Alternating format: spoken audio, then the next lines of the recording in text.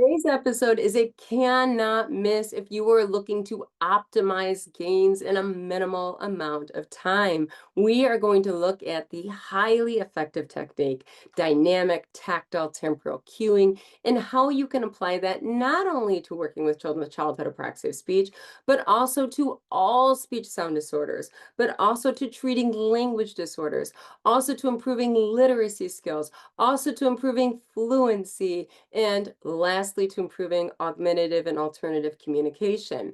So this is a game changer. This is how you can be highly effective at what you do. We do not want to limit these powerful strategies to treating childhood apraxia of speech. I'm going to give you a little background in which why we're covering this today. I just came back from Paris last week and I got to see the Eiffel Tower, which I think is the best example of scaffolding we have today.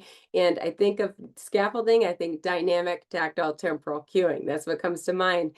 Then after that, I was invited to speak in Lexington at Lexington Speech Language Hearing Association. It was packed. It was an amazing conference. They had wonderful talks there. I was so honored to be invited to do a speech on speech development for children with autism, for childhood apraxia of speech, and for literacy intervention. So when we talk, I spoke about apraxia of speech, developing speech for autism, or literacy and language intervention. With all of those topics, we got back to dynamic, tactile temporal cueing. This is the secret. This is what it looks like in therapy. This is how you are going to rewire the brain and change these children's lives. You're not doing business as usual therapy. You are doing a highly scaffolded technique that involves complex targets to maximize gains in a minimal amount of time. You are doing the Eiffel Tower technique, in which you are going to go taller than anyone can even envision, and you're going to be successful at that because of your scaffolding strategies. So I was very inspired by Gustav Eiffel. He was a great thinker, and what speech pathologists can learn from Gustav Eiffel is to have wandering eyes, to look outside of our very small field to solve problems. We are working with human beings. They are multifaceted. A multifaceted impairment, such as a communication impairment, requires a multifaceted approach. We have to look beyond the mouth, beyond the head. We have to look at the entire child if we're going to be effective at what we do. So in the case of the Eiffel Tower, I'm not going to spend much time on this, but it is fascinating. What Gustav Eiffel did is he aimed high. He said, I'm going to have the tallest building in the world, and it's going to be in this windy city. And everyone laughed at him and said, impossible. This is going to fall. Okay, and here we are 100 years later. It has not fallen. It still stands glorious. But how is that? He didn't ask if he could make the tallest structure in the world in a windy city. He asked how. And he asked how by looking with wandering eyes at anatomy. So when he created the poles that hold up the Eiffel Tower, they are hollow like bones, which makes them lighter.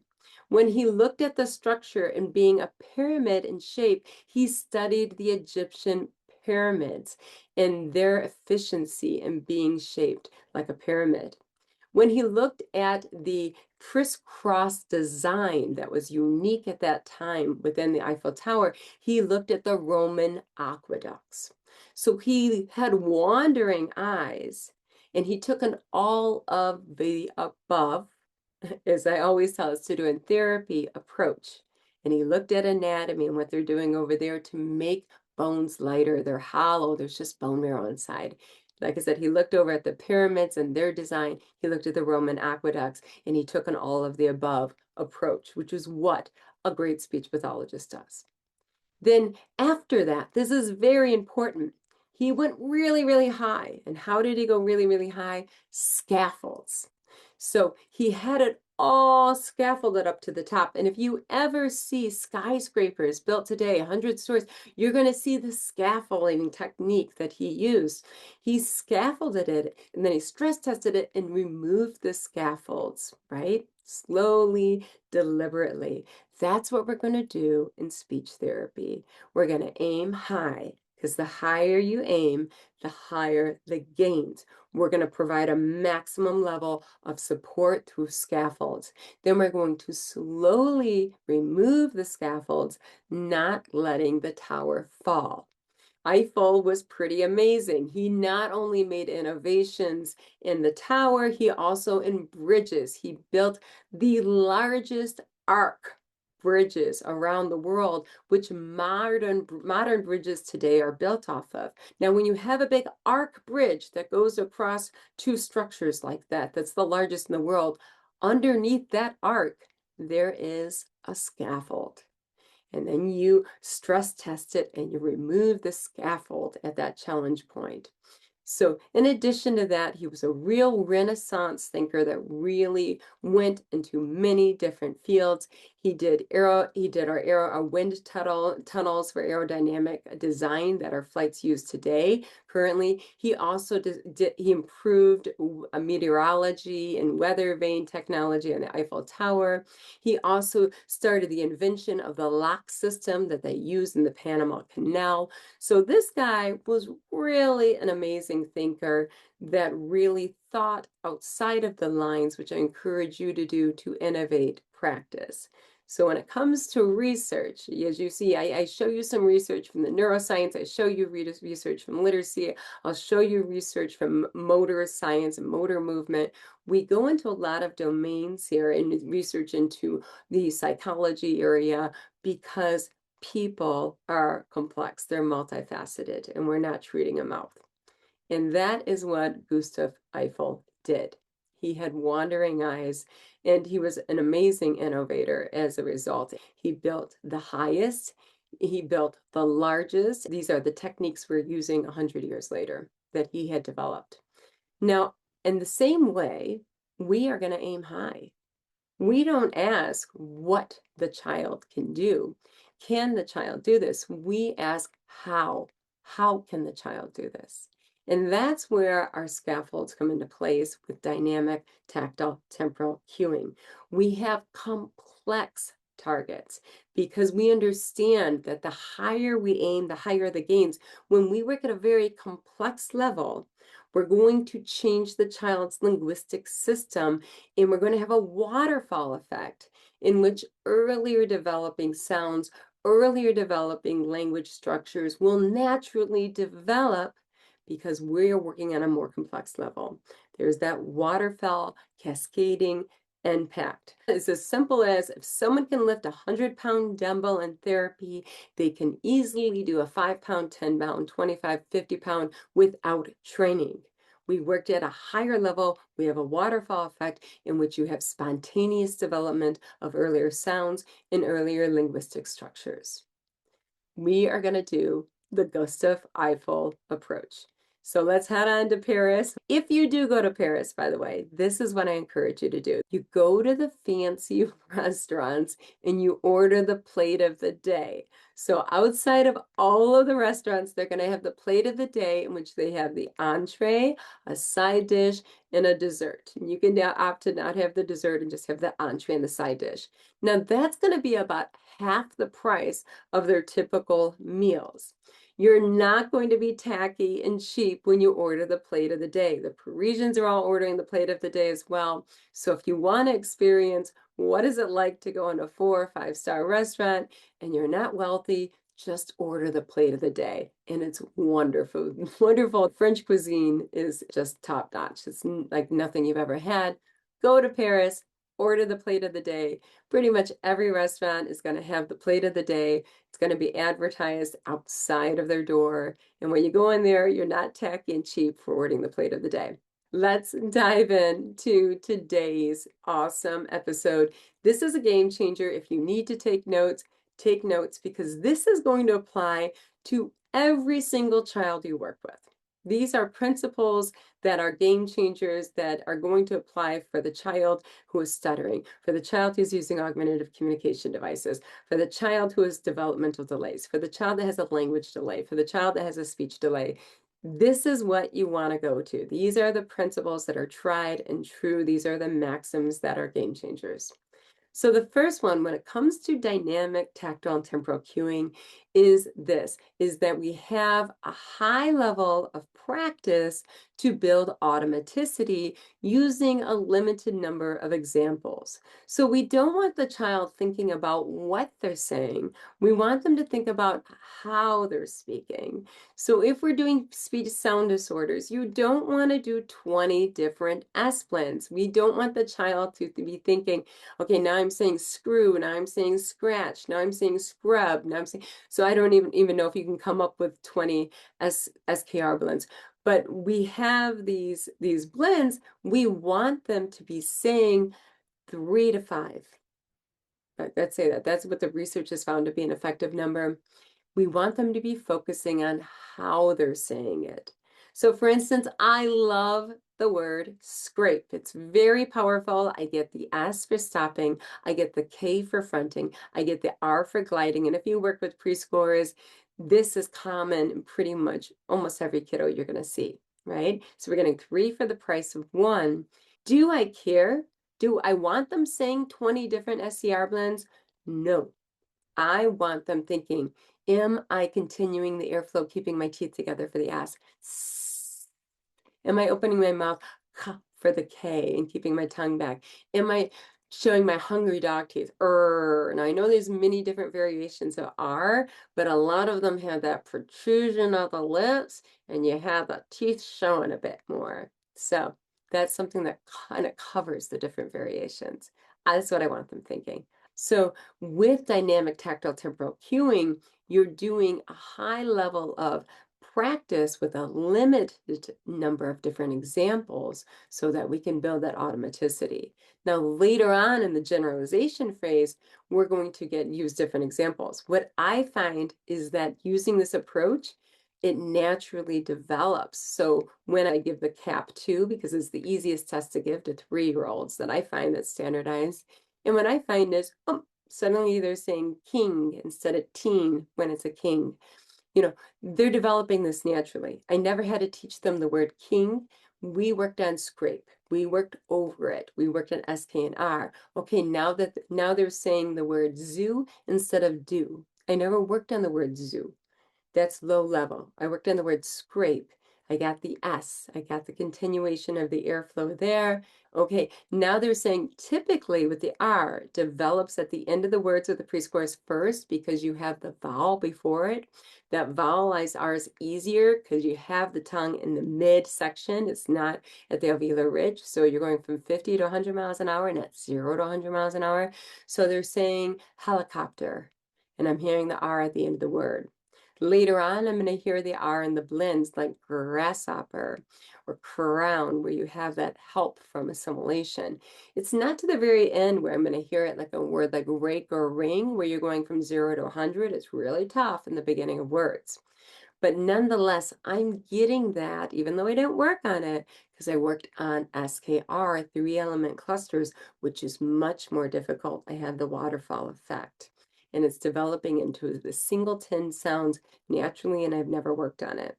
Just another side note, I've worked with people with later elementary 5th graders that have been working on R's for years unsuccessfully.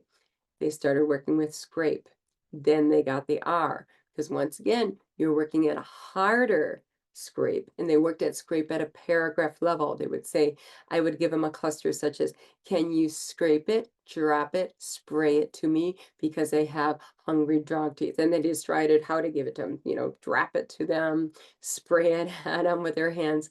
So what happened is they're doing 4 different types of R, very different variations, and they're saying it in a paragraph, and they're doing it in clusters, very, very difficult. Then suddenly when you give them the cap or you hear in conversation, they're saying rake, they're saying ring. So you work at a higher level, just like Gustav Eiffel did. You make the tallest tower you can, and you get there through scaffolds. So the second thing about dynamic tactile temporal cueing that we're going to apply to everything we do. And that's going to be simultaneous production in the beginning. So you can see where you're doing this in speech, you're doing this with language, you're doing this with literacy, you're doing this with AAC as you guys do it together when you're making these sentences or you're finding the words together and you've got your pointer with them. You're doing it together, slowly, echoing and moving together, moving your hands together. You don't have to touch the child. You're just pointing to where the symbol is. So for instance, today's book this week in my SIS membership is Pete the Cat Who's Rocking in His School Shoes. Now we're finding new verbs together. The child and I are painting, for instance. He's painting in his school shoes. Pete's painting in his school shoes. So we're on the AC device, we're finding painting together, and I'm helping those child because it's the first time they're finding this word painting, and I'm pointing to it right there, their hands doing it with me. Now think about the dynamic tactile temporal cueing. If we think about this hierarchy in which I'm pointing to literally where painting is on the device, and then later on, it's going to be that I show them and they do it, and I move my hand away, and then after that, they're going to do it on their own. So it's this most where it's like a point, move my hand away, then they do it. And then there's after that, so that there's going to be a delay. Then now I do it, and then you do it. We take turns, and then you're doing it on your own. So it's that most to least prompting hierarchy that's highly effective. So we start by doing it together. The same thing when we're doing fluency. We're going to talk in this low echoed speech together in the beginning, and then I'm going to stop talking less and less and less and less and less as the child becomes more independent. I'm always staying at an 80% accuracy rate because practice makes. We do not want the child below 80% because then we're habituating errored speech, errored language patterns, errored motor patterns. At the same time, there's probably frustration, the possibility of frustration of being successful like 50% of the time, for instance. If we're over 80%, it's too easy for the child. We're not at a challenge point. So 80% is that magic number, and we're always going to adjust on a moment-to-moment basis the level of cueing. So when we're thinking about that, that's one thing I don't like about SOAP notes. There's that encouragement that the child was at 80%, provided direct verbal model, provided visual reference. And that should not happen during a session. During a session, your level of cueing should change from a moment to moment. People do not work at a static level. We work kind of like a roller coaster in which performance is high and then the performance goes lower and goes higher and lower.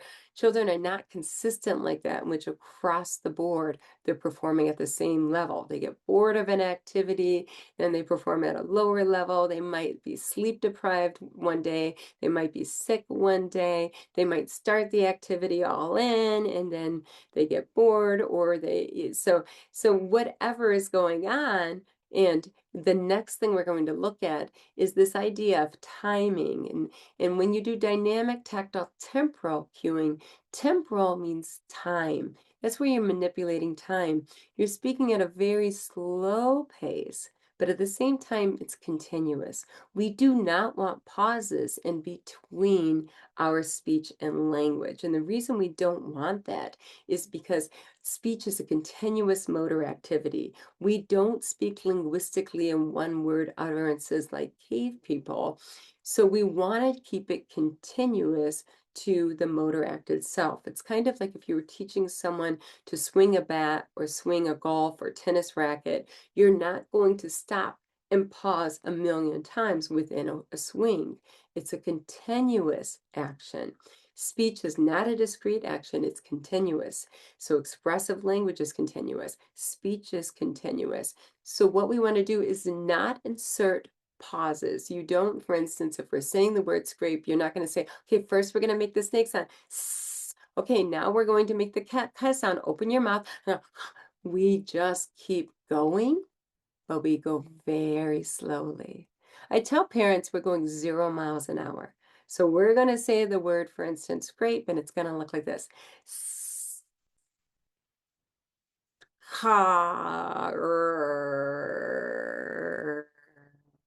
So I'll pick it up with ape because that's easy to do, but I'm going to slow down where we need a lot of help.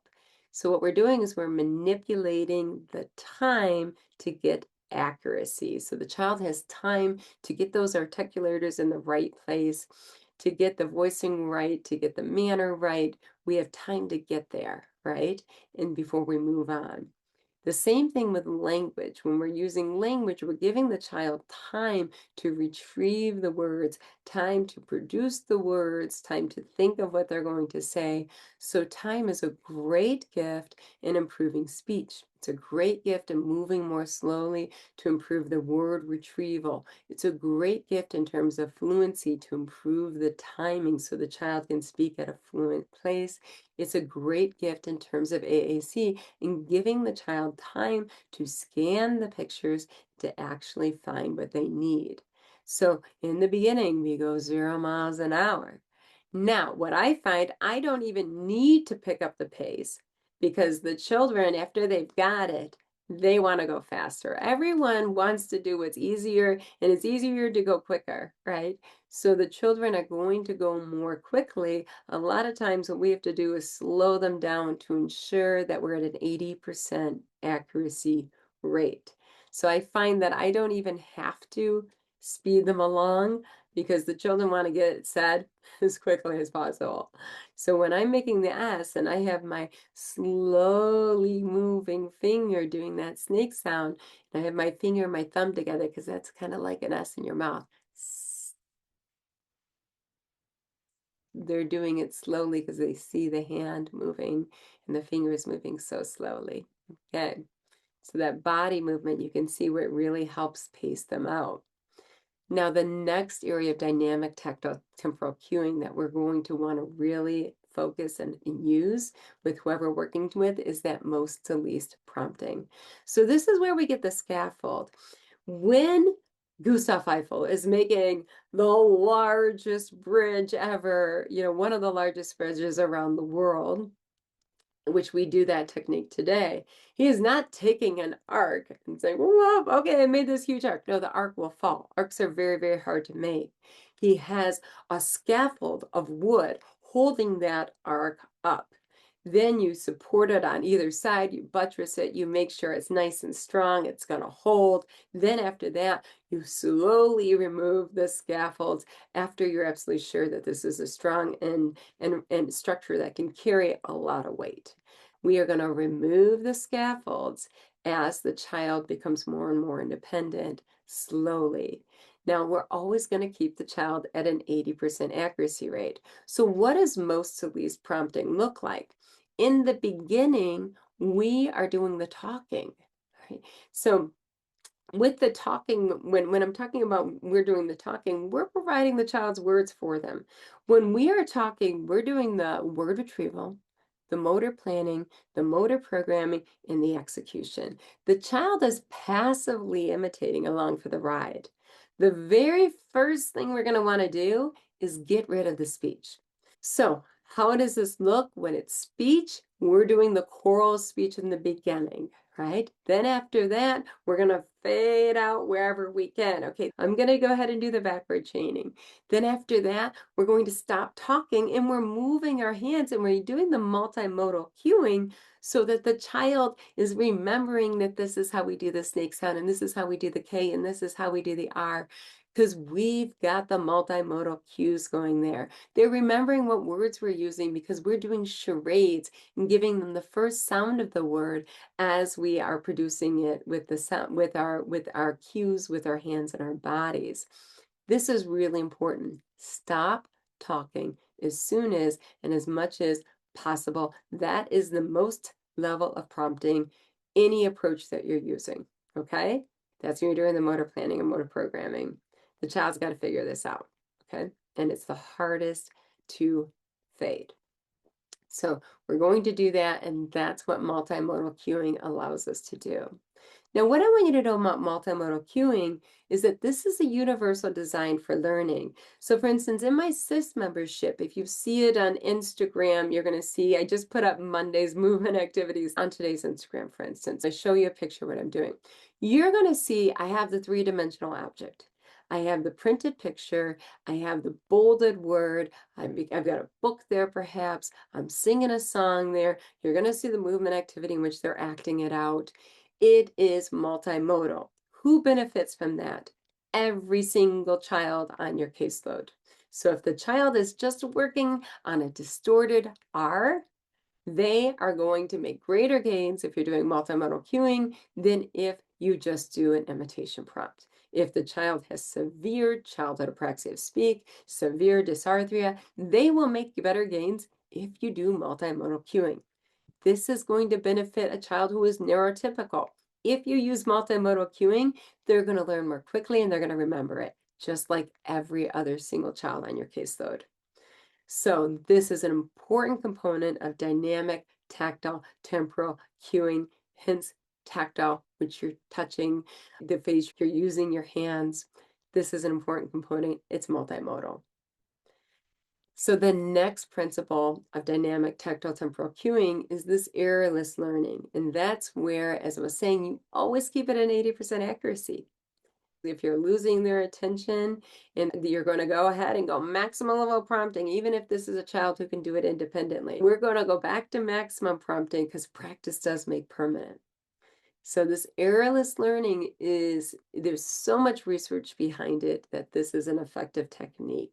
So keep with that 80% accuracy rate, keep with that dynamic back and forth.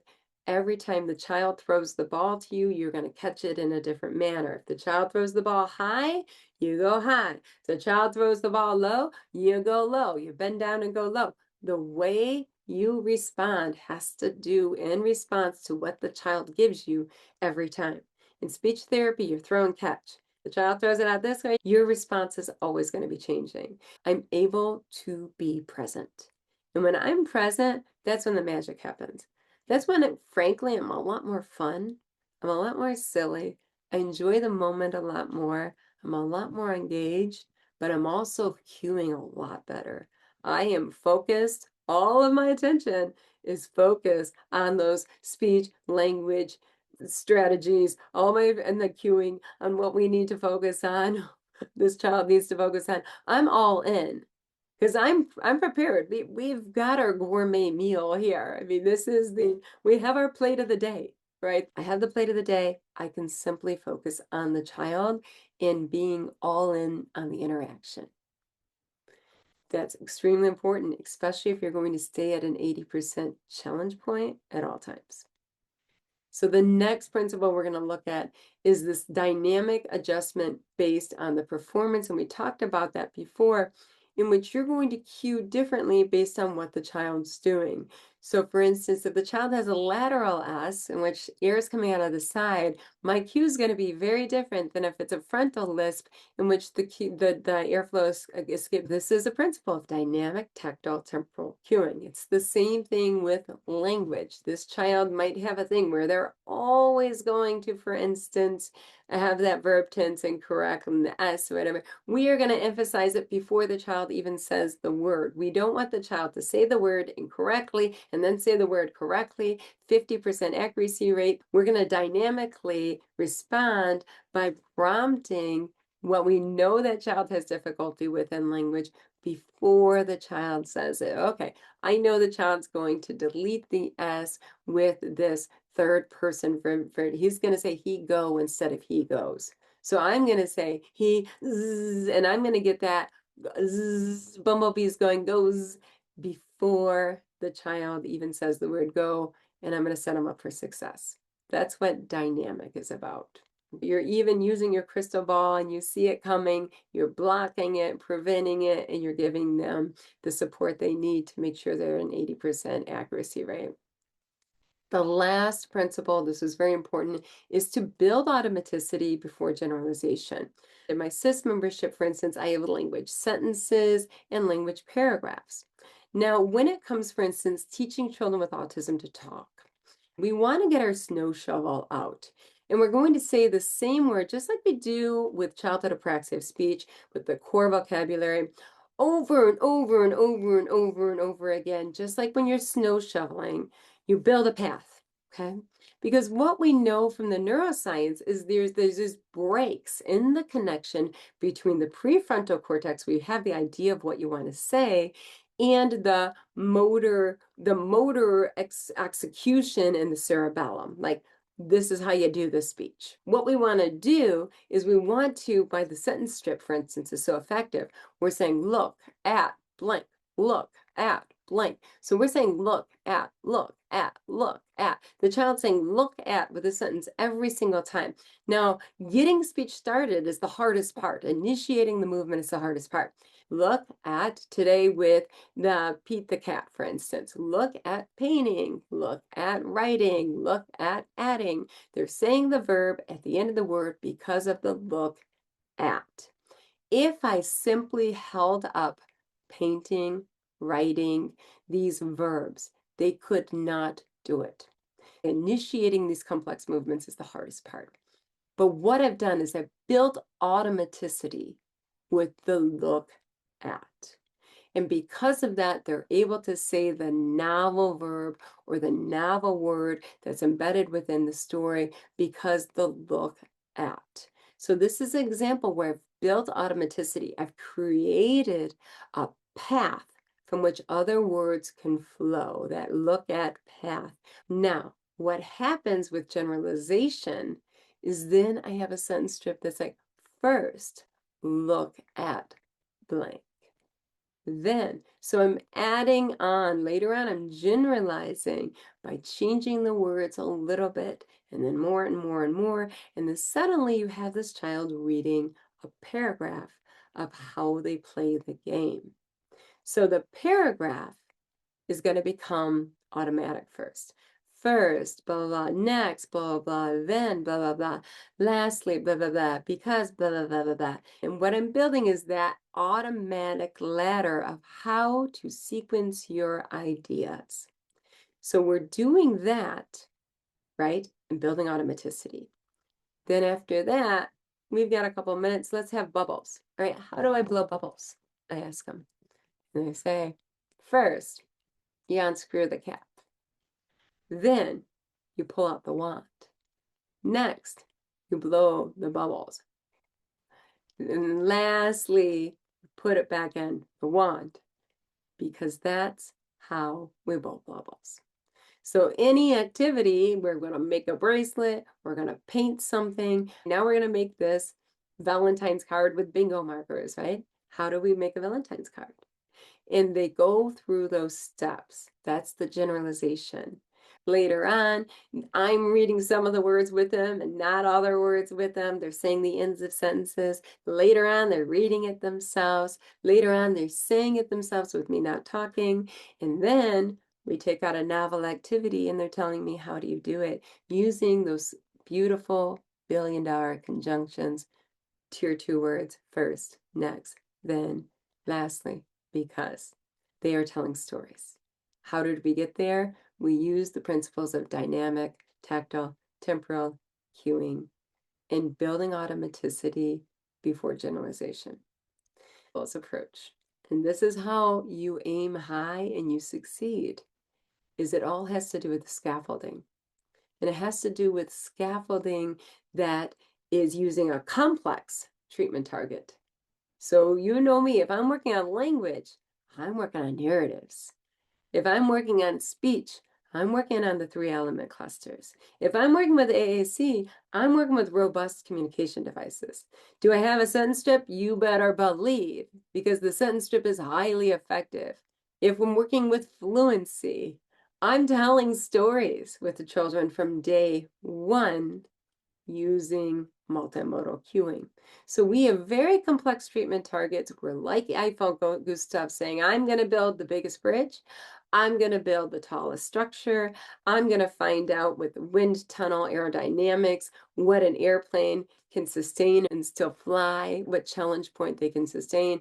Like, so just, yeah, we can do hard things. And when we do hard things, we're going to get these simpler things for free. They're going to spontaneously develop. That is efficient use of 30 to 45 minutes speech therapy time a week with the limited time you have. And this is how you work smarter. You apply dynamic, tactile, temporal cueing to whatever you're working on in terms of communication. All right, so I want you to do what you do best, which is to roll up your sleeves, chip, chip, and make the world a better place, one child at a time. You are always going to be first.